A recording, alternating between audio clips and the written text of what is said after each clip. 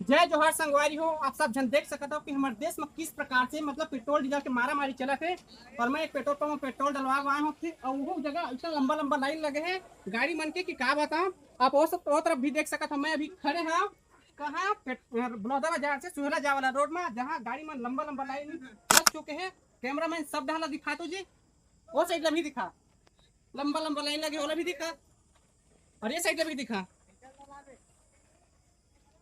और हमारे छत्तीसगढ़ सरकार बोलते हैं कि पेट्रोल डीजल की कमी नहीं है हमारे छत्तीसगढ़ में। तो खुद देख सकता था कि कितना पेट्रोल डीजल की कमी है, और वजह से लंबा लंबा जाम हो चुके हैं। और ये कब तक तो ये नहीं पता।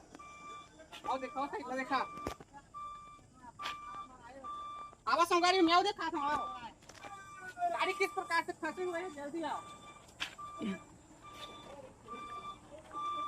ये सही पूरा गाड़ी में फंसे हुए हैं, मुश्किल से बाइक वाले में निकल पावा थे।